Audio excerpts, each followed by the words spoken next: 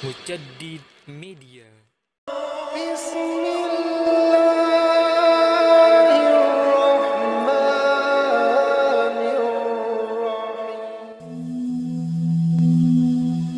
Assalamualaikum warahmatullahi wabarakatuh.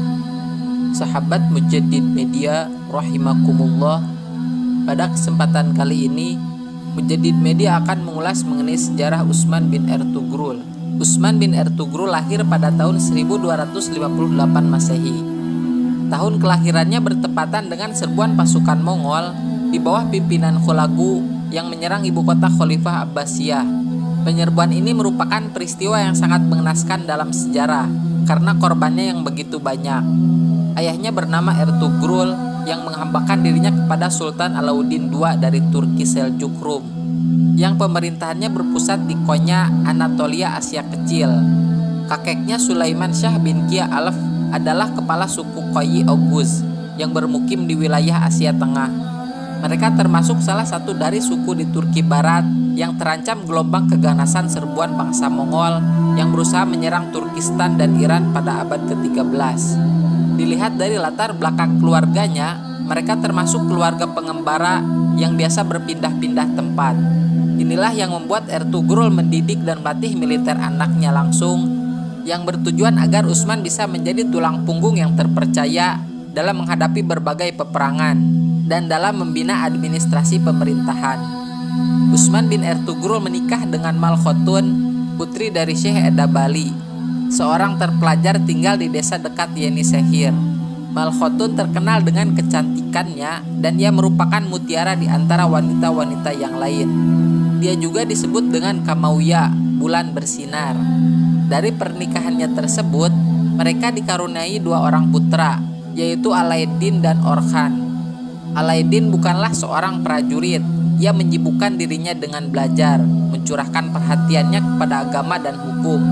Sedangkan Orkhan di bawah pengawasan ayahnya dididik sebagai seorang prajurit dan telah menunjukkan kemampuannya di dalam banyak peperangan, terutama di dalam penaklukan kota Broesa.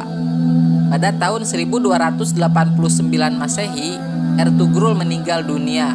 Utsman bin Ertugrul ditunjuk menggantikan kedudukan ayahnya sebagai pemimpin suku bangsa Turki berdasarkan persetujuan Sultan Saljuk.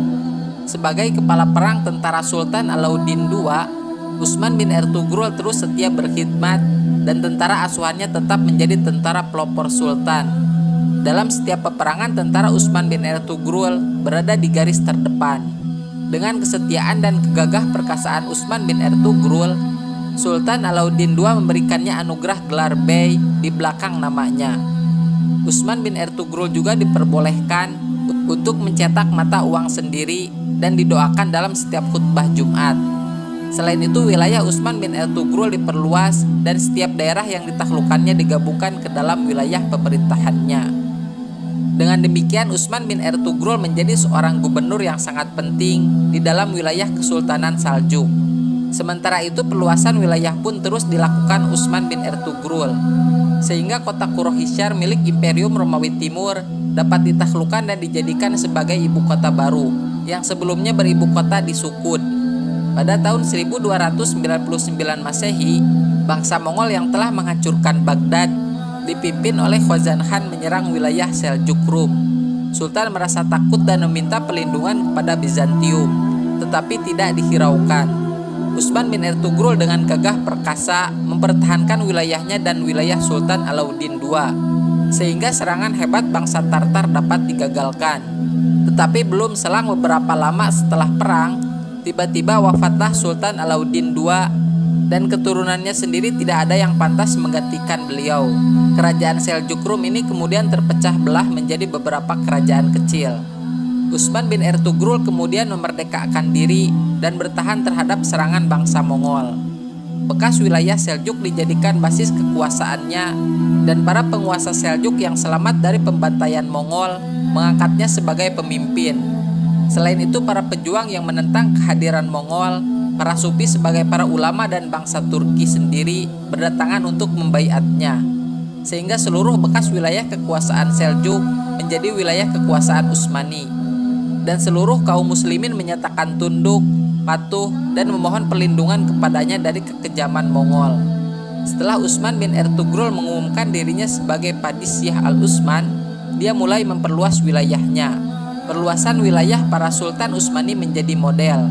Hal ini berlangsung paling tidak sampai dengan pemerintahan Sulaiman I. Tentara diperkuat, negeri dimajukan, dan pertahanan dikokohkan.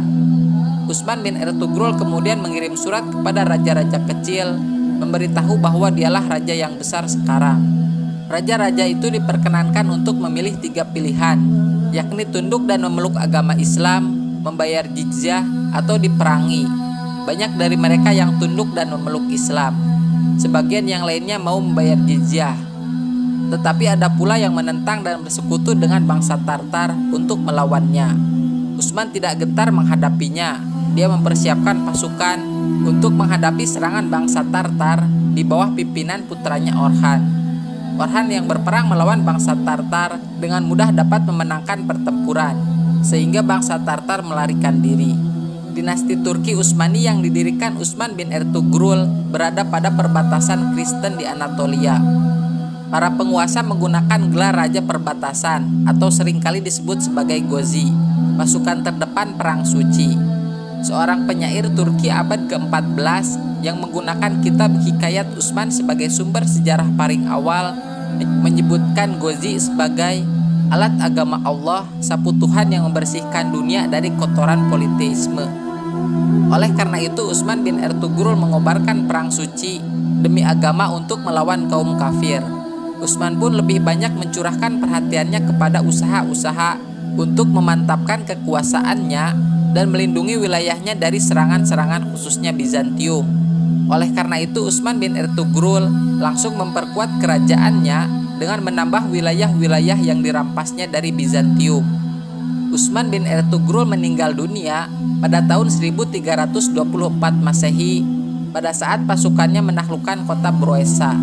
Dia menunjuk anaknya yang lebih muda dari kedua anaknya, yaitu Orhan yang berusia 42 tahun, yang telah dididik sebagai seorang prajurit dan telah menunjukkan kemampuannya di dalam banyak peperangan. Utsman bin Ertugrul mewariskan untuk anak-anaknya agar selalu menegakkan agama Islam dan selalu menegakkan jihad di jalan Allah Subhanahu wa taala, berbakti pada Islam dan berpegang erat pada panji-panji Islam yang mulia di ketinggian dan kesempurnaan. Barang siapa yang menyeleweng dari keluargaku, dari kebenaran dan keadilan, maka dia tidak akan pernah menerima syafaat Rasulullah Shallallahu Alaihi Wasallam. Wasiat ini telah menjadi manhaj bagi para penguasa Utsmani dalam menjalankan roda kekuasaannya. Alhamdulillahirabbil alamin. Pembahasan mengenai sejarah Utsman bin Ertugrul sampai di sini. Mudah-mudahan bermanfaat. Wassalamualaikum warahmatullahi wabarakatuh.